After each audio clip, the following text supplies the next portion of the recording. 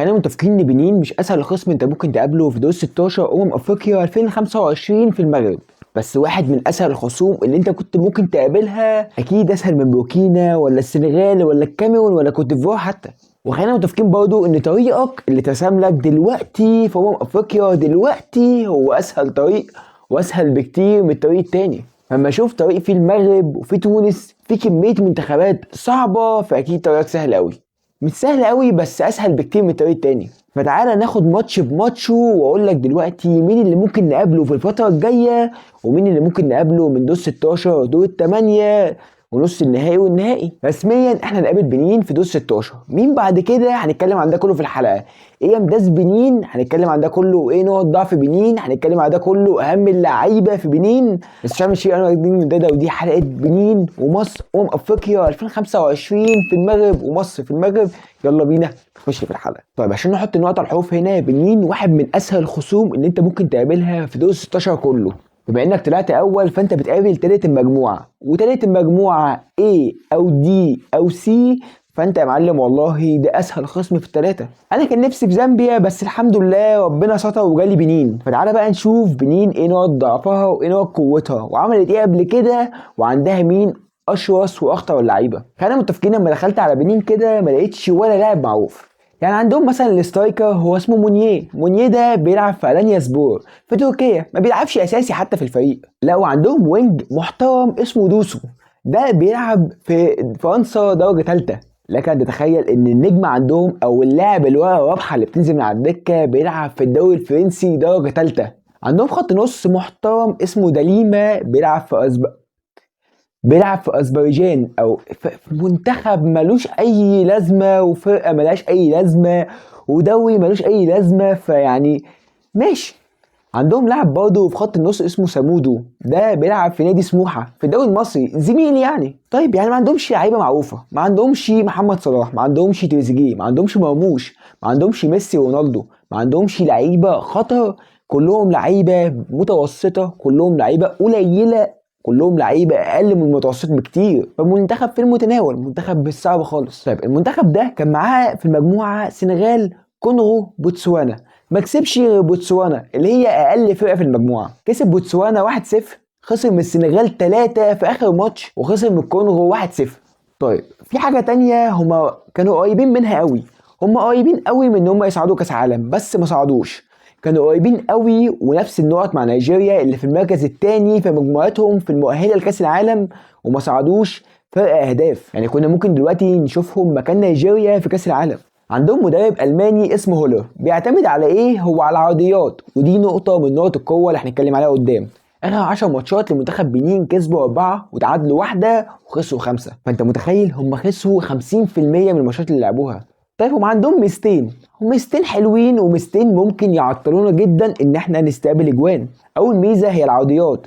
بكل بساطه تعالى كده بس، تعالى عليا بس كده، هاني حمدي بهدوء وبكل بساطه ما تخليهمش يرفعوا عرضيات، لان انت عندك 2 سنتر باك حرفيا عندهم مشكله في انديتهم في العرضيات، والناحيه التانيه هم حرفيا يمتازوا بالعرضيات، هم بيلعبوا عرضيات بس، وعرضيات بقى بكل الاشكال وبكل الانواع، كرات ثابته، كرات متحركه، فاولات، كورنرات، حرفيا عندهم تنوع كبير في العرضيات. مونيه دوت هو حرفيا سترايكر طويل قوي، حرفيا ما بيعملش حاجه غير انه بيطلع يستقبل عرضيات. فبالله عليك يا معلم والله اقفل بس على النقطه دي، هم حرفيا منتخب اقل بكتير من ان انا اخاف منه في كل الكور اللي عنده وكميه الافكار. هو ما عندوش افكار، هو عنده كوره واحده بيلعب عليها 3 ماتشات اللي لعبهم. هو حرفيا بيعمل كل حاجه ان هو يلعب على الوينج او يلعب على الباك عشان الاسترايكر اللي هنا يطلع يستقبلها، لا يجيبها جون، لا يلعبها للي جاي من وراه، يعمل اي فكره.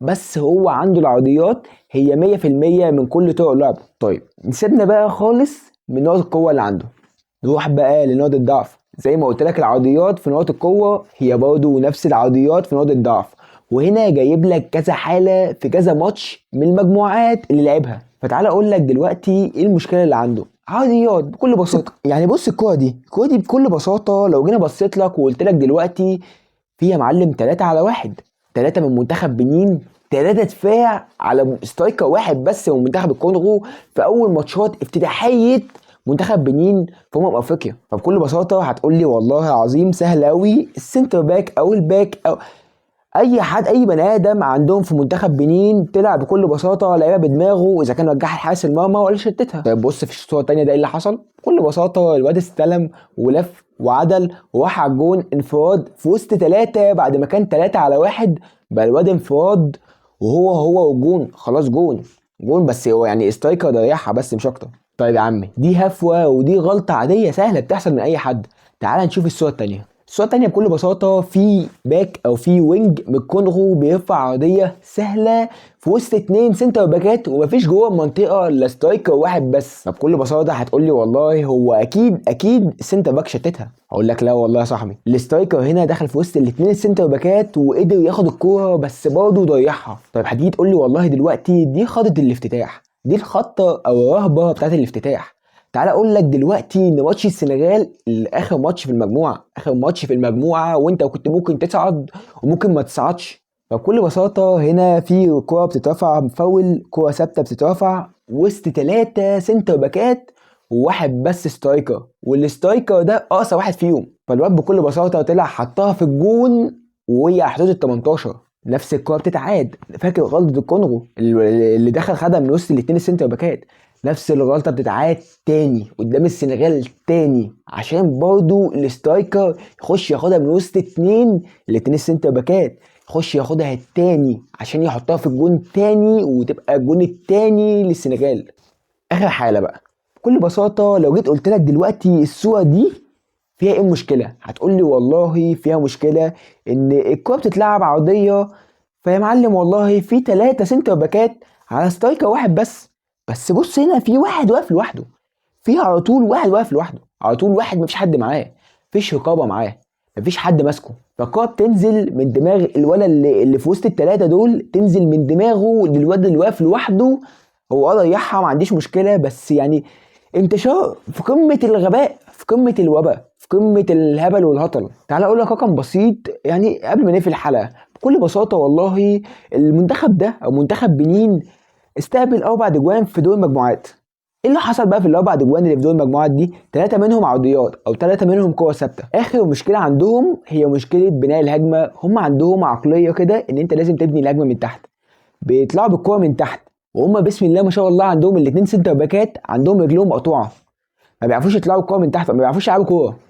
فهو والله انت لو ضغطت عليهم بس شويتين 3، وخصوصا ان انا عندي صلاح مرموش وتريزيجيه ومصطفى محمد وزيزو عندهم ضغط هجومي وسرعه هجوميه حلوه قوي، فما اعتقدش خالص ان انا عندي مشكله في ان اضغط وفي بناء الهجمه ما خليهمش يبنوا هجمه من تحت بس. فوالله قلنا نقط قوه، قلنا نقط ضعف، قلنا مشاكل وقلنا عيوب وقلنا حلول وقلنا حاجات كتير، وقلنا حاجات كتير وقلنا ارقام وقلنا شويه حاجات. يا رب نشوفها يوم الاثنين الساعة 5 ولا الساعة 6 في ماتش المنتخب هشام ماجد دي منتدى، ودي حلقة مصر في المغرب قدام بنين في دور 16. سلام.